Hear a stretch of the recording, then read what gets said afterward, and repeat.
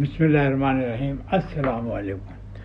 ہمیں کل آپ یقیناً کوئی پریشان ہوں گے کہ آج کہیں بھی ڈھونڈ رہے ہیں، وہاں پہ ہمیں کہیں بھی نظر نہیں آ رہا ہے. کہاں گئے، کدھر گئے، کیسے گئے، بغیر بتائے چلے گئے. اکثر آپ نے مجھے کہا کہ صاحب یہ بھی کوئی بات ہوگی تو غائب ہو جائیں گے. نہیں صاحب، بغیر بتائے بھی نہیں جاؤں گا. اگر زیادہ یہ حالات خراب ہوئی تو آپ کو شرکت کی دعوت بھی دے کے جاؤں گا.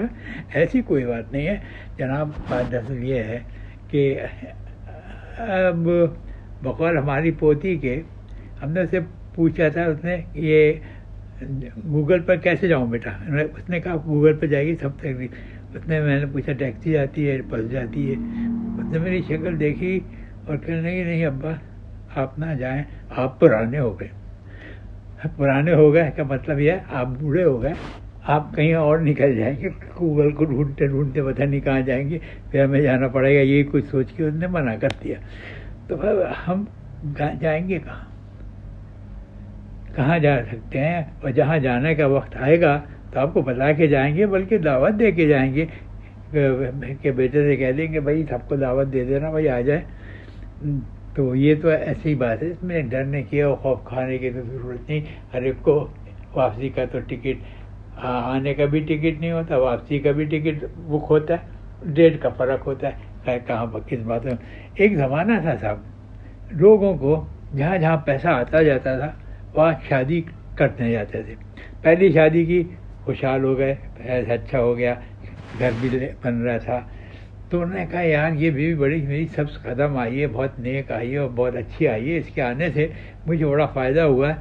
اور اس فائدے کے چکر میں کسی نے ان سے آنے، جب آدمی کی عقل مت ختم ہو جاتی ہے نا تو بڑی بیوقوفیاں کرتا ہے. کوئی اس نے کام کیا، کام صحیح ہو گیا. اب کہنے لگے یہ تو میری بیوی کے صدقے سے ہوا اور اس نے آ کے اتنا مجھے سپورٹ کیا اور اتنے کاروبار میں میرے وسعت آ گئی اور پیسہ آ گیا. اس کو خرچ کرنے کے لیے ایک اور لے آئے تو کیسا رہے گا. تو بیوی بیچاری نیک تھی، اس نے کہا میاں چھوڑو، ایک اور لے آئے تو کیسا رہے گا. ارے بھائی اسی سے اپنے کاروبار ہم آئے اور آگے چل کے خرچے بڑھتے چلے جائیں گے. آپ ایسا مت سوچا کریں.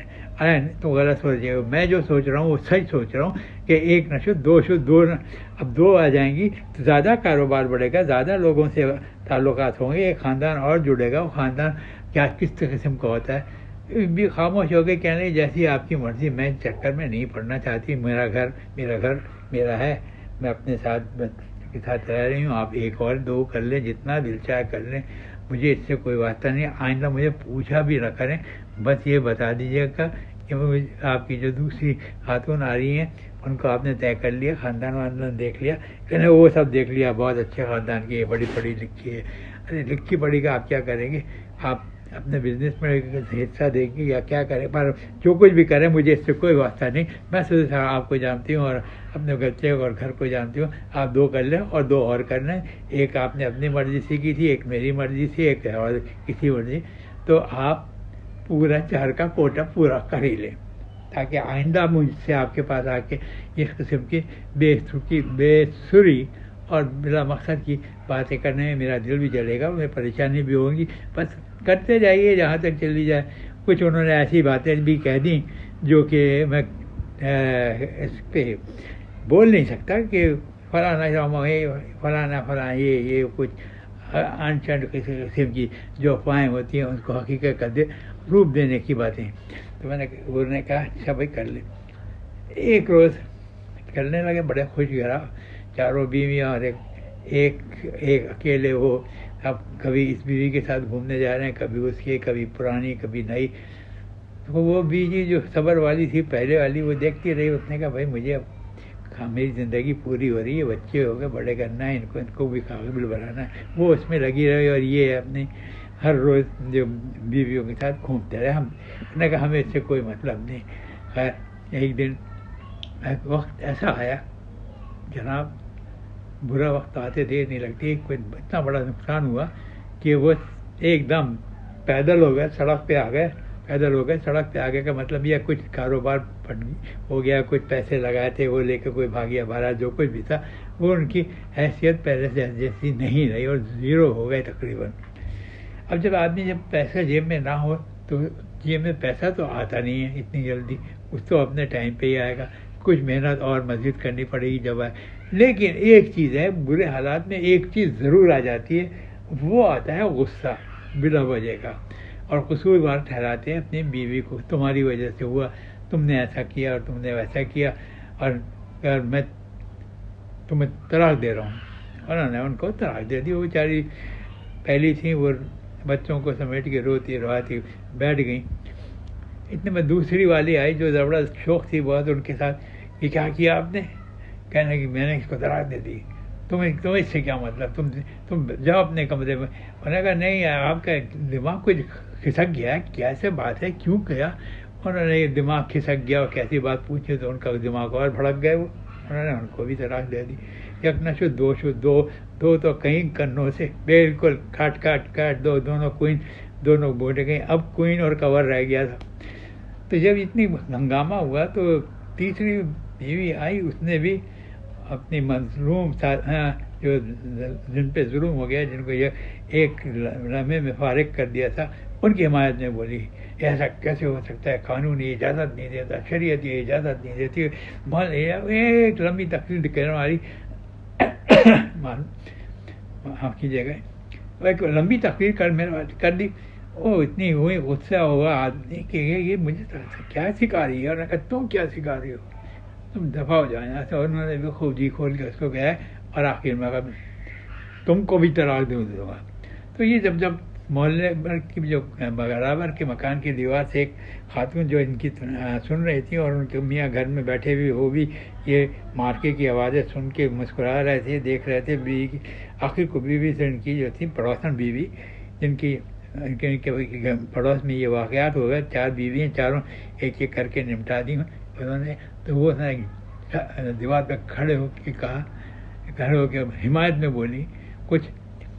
تو میاں صاحب جو تھے وہ ان کے ساتھ ہی کھڑے ہوئے تھے، وہ بھی دیوار کے نیچے بیٹھ کے کہنے لگے ارے صاحب اگر مجھے اجازت ہوتی تو میں بھی یہی کرتا، تم کو بھی چھٹی کر دیتا. اگر مجھے اجازت نہیں ہے، اس کے پاس گنجائش نہیں ہے، تو یہ ابھی اجازت ہوتی کر رہے تھے. تو وہ جو پڑوسن کے میاں صاحب تھے انہوں نے بے قابو ہو کے دبا رہے، اجازت ہے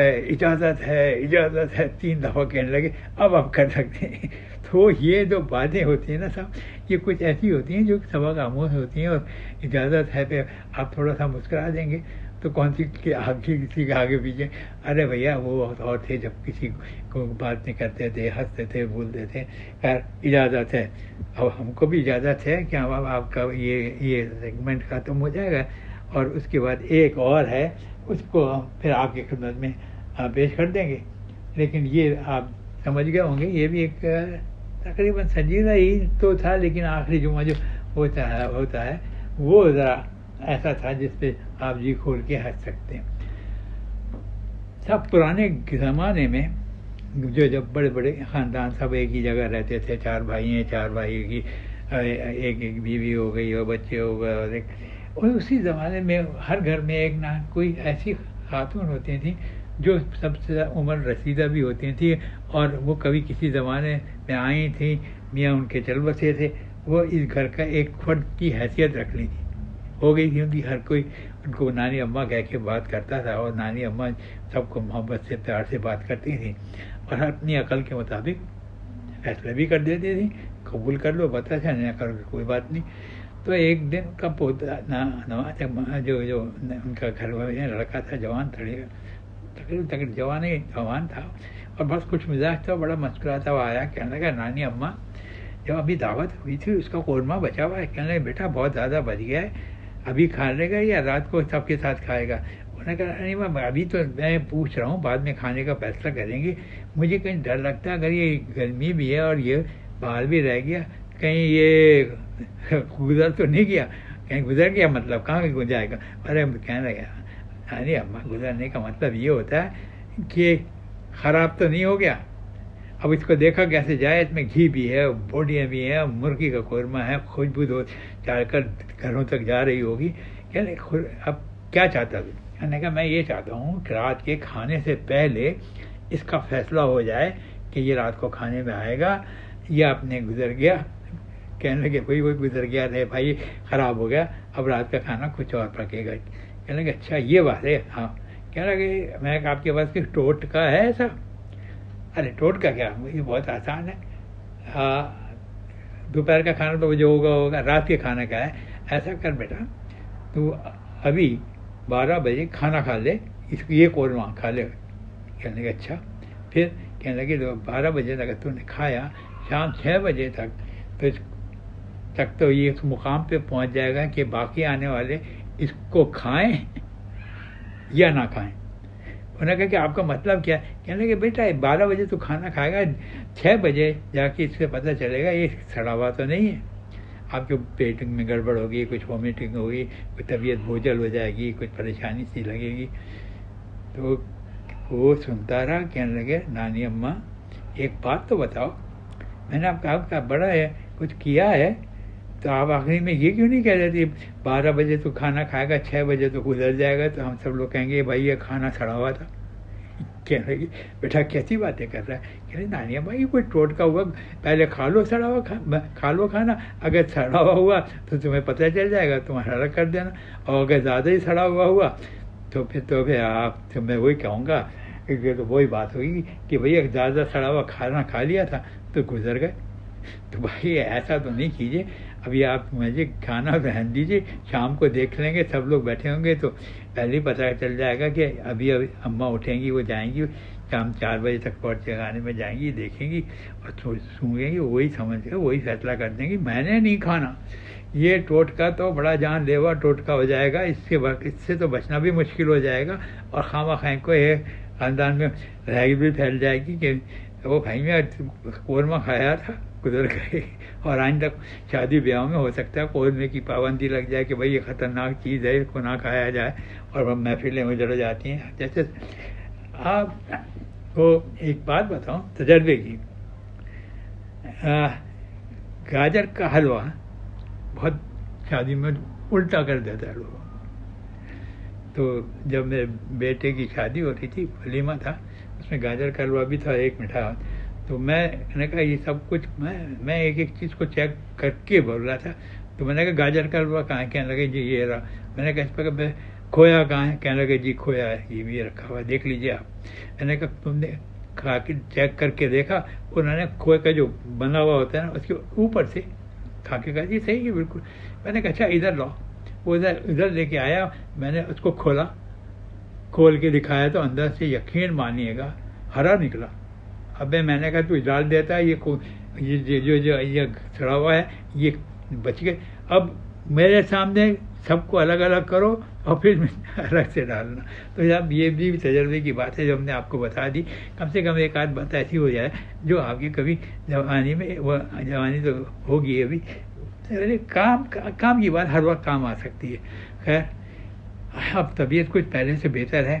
اصل میں عادت تھی کچھ اینکوں نے چکر چلا دیا الٹا، کچھ ایک اینک جو تھی وہ پڑھنے والی وہ بھی گڑبڑ کر رہی تھی، دور کے دیکھنے والی صحیح تھی. لیکن اب ہمیں دور کے دیکھنے کی ضرورت ہی نہیں بھائی، گھر میں دیکھو اور گھر کی اینک سے جو پڑھ سکتے ہو پڑھ لو، اور نہیں پڑھ سکتے تو پھر آرام سے بیٹھے رہو.